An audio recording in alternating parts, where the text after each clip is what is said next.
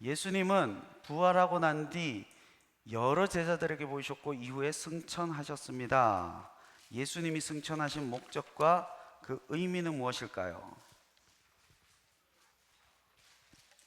자, 우리 성경 구절 요한복음 14장 2, 3절 한번 읽어볼게요. 시작. 거할 곳이 많도다. 그렇지 않으면 너에게 일렀으리라. 내가 너희를 위하여 거처를 예비하니.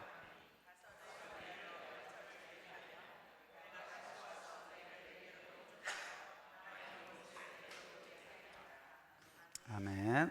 자, 그 승천, 사람들이 승천을 조금 간과하는 경향이 있습니다. 그런데 승천은 뭐랑 계속 이어지냐면 보좌 우편에 앉으심, 우편. 여기 계시록에서 계속 등장하고 신약에서 계속 등장하고 구약에서도 등장하는데, 우편이라는 것은 결국에 이거는 통치권이에요. 통치권이랑 연결이 되고 보좌 우편에 앉아서 예수님의 경우에 또 뭘 하나 더 하냐? 성령을 보내어 주시는 것이 승천과 연결이 되었습니다. 승천, 올라가다라고 할 때 휩소마이라고 합니다. 휩소마이. 그러니까 예수님의 여기는 요한복음에서는 휩소마이가 십자가의 죽음과 승천을 동시에 언급하는 단어로 다루거든요. 그러면서 올려가는 것을 요한복음에서는 파라클레토스 성령을 보내시기 위함이다, 이렇게 말을 하고 있어요. 그런데 여기 한번 보시면 예비하다라는 말이 계속 등장하죠. 예비하다, 요 말이 조금 독특합니다. 왜냐하면 헤토이마조라는 단어인데, 요 말이 예비하다, 자, 요게 어디 등장하느냐? 마태복음 3장 3절에 보면, 자 보세요. 세례 요한이 누구의 길을 예비하죠? 예수님의 길을 준비했다라고 할 때 헤토이마조가 쓰입니다. 그래서 요한복음에는 여기만 등장해요. 2, 3절에만 헤토이마조가 등장하고요. 요한복음에는 요한이 또 뭘 썼죠? 요한계시록. 그렇죠. 계시록에 헤토이마조가 또 등장해요. 계시록. 요한복음에는 헤토이마조가 여기 요한복음 14장 2, 3절에만 썼죠. 요 말은 독특하게 쓴다는 거예요. 요한이 이 단어를, 예비하다라는 말을. 근데 요한계시록에서 어떤 용례로 쓰냐면, 요한계시록에서는 심판의 길을 예비한다. 심판의 문맥에서 요 단어를 쓰고요. 그 다음에 구원의 길을 준비한다 라고 해서 구원의 길을 준비하는 것도 헤토이마조를 씁니다. 그래서 예수님께서 요한의 입장에서 예수님께서 승천하시는 것은 예비적 사건으로 나오는데, 1차적으로 성령을 보내심을 예비하고요. 그 다음에 우리가 거할 곳을 예비한다라는 문맥이죠. 근데 계시록에서 헤토이마조의 용례를 볼 때는 심판의 길과 구원의 길을 예비한다는 거예요. 요 심판은 불신자에게는 재앙이고 신자에게는 상급이에요. 요게 또 심판이에요. 심판이라고 했을 때 부정적으로만 볼 것이 아닙니다. 네가 얼마만큼 잘했느냐라는 것을 판단하는 것도 심판이라는 거예요. 그래서 구원의 길과 이것을 다 같이 예비한다라는 거. 그 다음에 6번 한번 보도록 할게요. 예수님은 승천하신 뒤 하나님 우편에 있는 보좌에 앉으셨습니다. 우편 아까 뭐라고 했죠? 통치권. 그래서 요거는 제가 간략하게 설명을 하자면, 창세기를 굳이 설명을 할 때 창세기에 에덴이라고 할 때 G.K. 빌이라는 학자가 있어요. 어떻게 보냐면 성전으로 바라봅니다. 에덴, 그러니까 하나님의 창조를 우주 성전으로 바라보고 있어요. G.K. 빌이. 그리고 에덴을 하나님의 성전으로 바라보고 있어요. 그래서 이거를 G.K. 빌은 성전 신학이라고 해서 성경 전체를 성전으로 묶어버리는데, 성막도 그리고 성전도 모든 것을 다 성전이라는 개념으로 딱딱딱딱딱 보고 있습니다. 그래서 하나님께서 창조하신 여섯째 날의 모든 것이 성전과 매칭이 되거든요. 그건 제가 시간 관계상 설명하지 않겠지만, 그럼에도 불구하고 모든 것을 성전으로 본다는 거예요. 그러면서 자, 히브리서 1장 3절을 한번 읽어볼게요. 시작. 그의 능력의 말씀으로 만물을 붙드시며 죄를,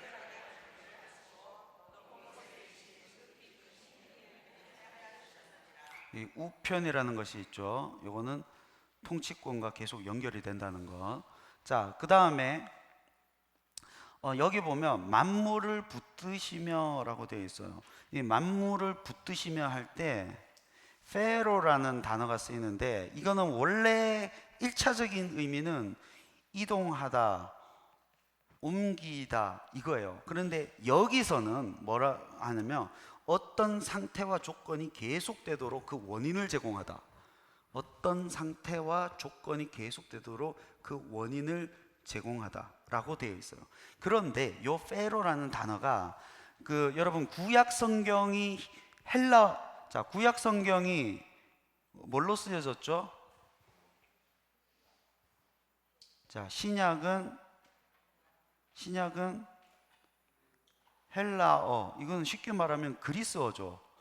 그리스어입니다. 근데 구약은 히브리 사람들이 히브리 문학으로 썼죠. 이건 뭐예요? 히브리어이죠.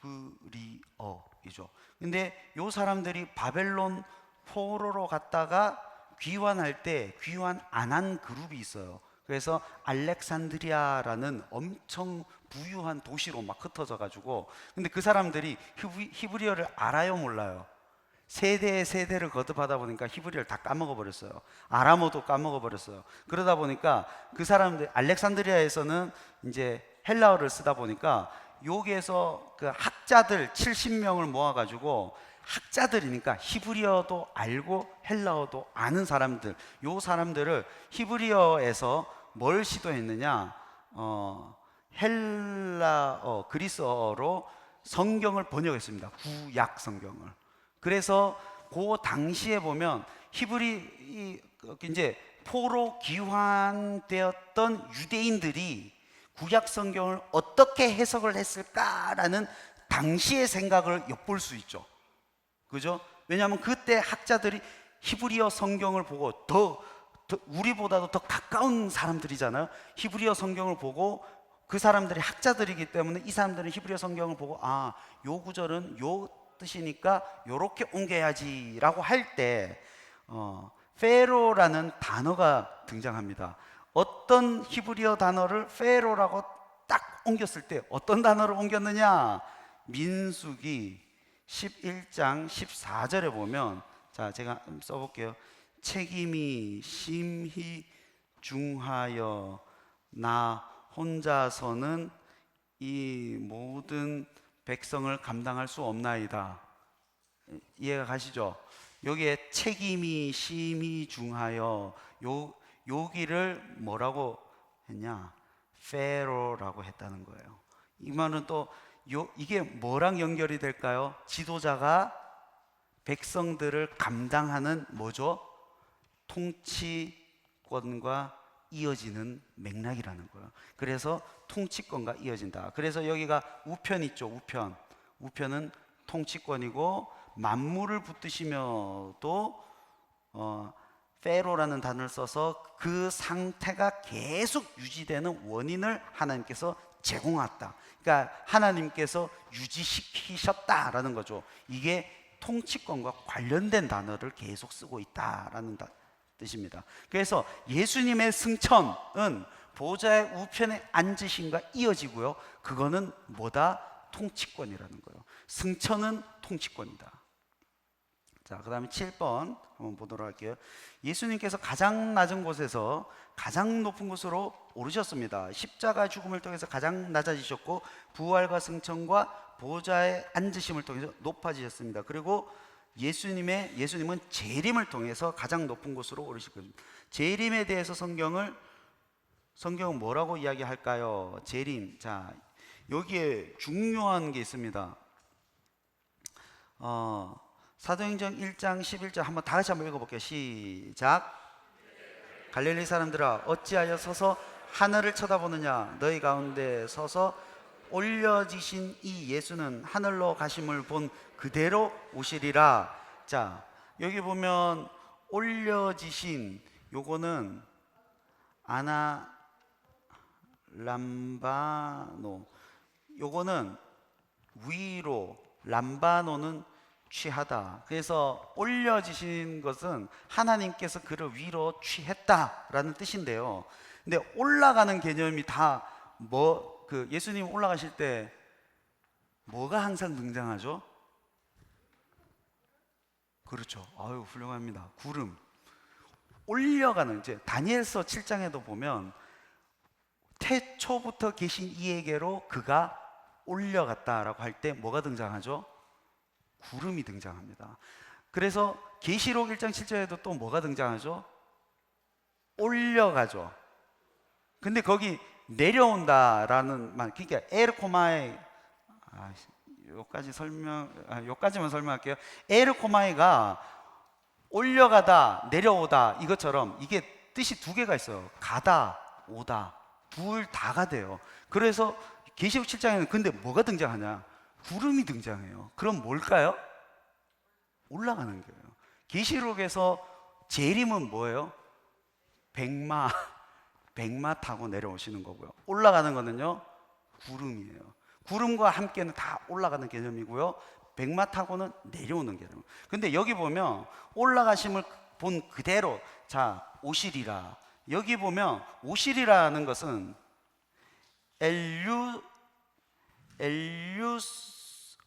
다시 쓸게요. 엘류소마이라고 했어요. 이게 뭐냐면 에르코마이에요. 이거는 오다 가다예요.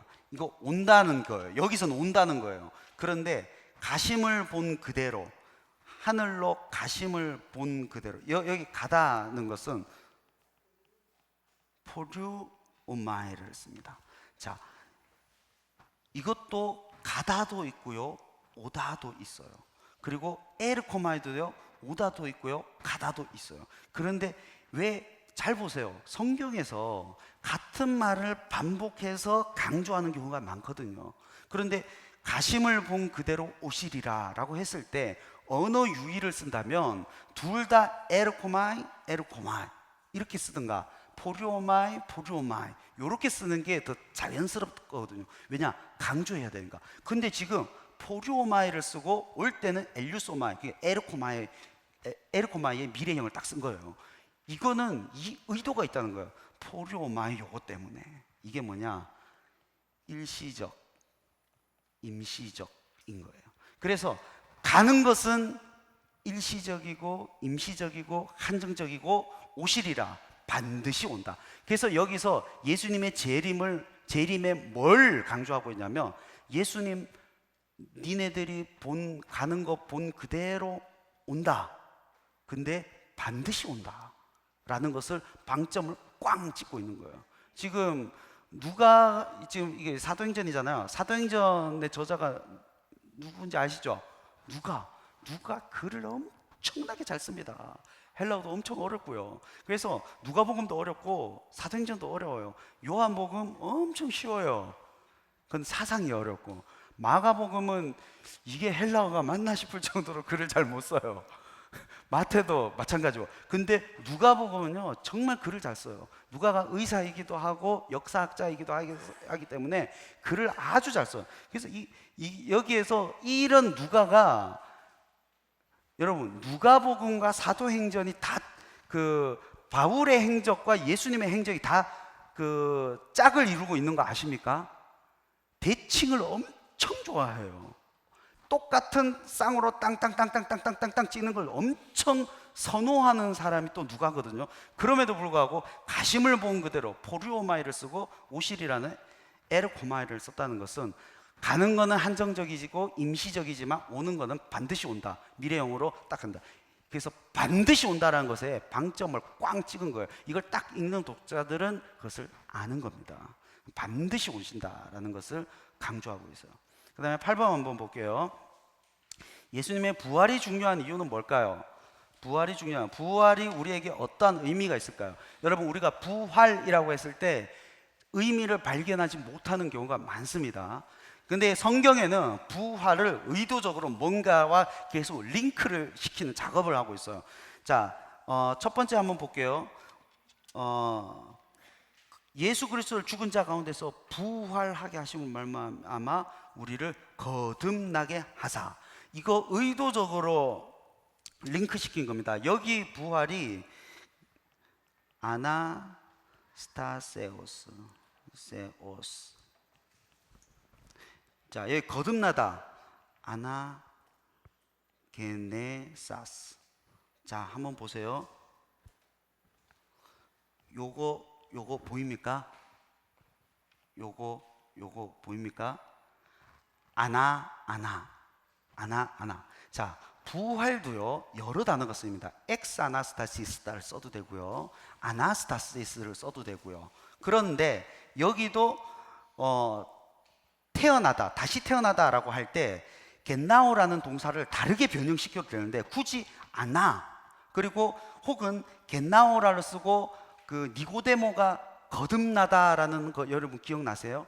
니고데모가 어떻게 못해서 거듭납니까? 라고 할 때 어떻게 쓰냐, 겟나오라는 동사에다가 아노텐이라는 단어를 써요. 아노텐이 위로부터라는 단어도 되고요, 다시라는 단어도 돼요. 이 중첩된 단어죠. 그렇게 써도 되는 거예요. 근데 굳이 아나스타세우스, 아나게네세스 이렇게 한 거는 이 두 개를 링크 시키는 작업을 하고 있는 거예요. 그 말은 뭐냐면 부활이 뭐랑 연결된다는 거예요? 새 생명과 연결된다는 거예요. 부활이 없이는 거듭남이 없다라는 거예요. 우리는 예수님의 십자가의 죽음, 그리고 우리가 뭐 믿음 뭐 이렇게 생각하는데, 지금 베드로전서에서 베드로는 뭘 강조하느냐, 부활이 없이는 거듭남이 없다라는 것을 지금 강조하고 있는 겁니다. 그리고 2번까지만 볼게요. 예수는 우리가 범죄한 것 때문에 내주민 되었던 그리를 의롭다 하시기 위하여 살아나셨느니라. 여기는 뭘 연결하냐면 부활과 또 뭘 연결하죠?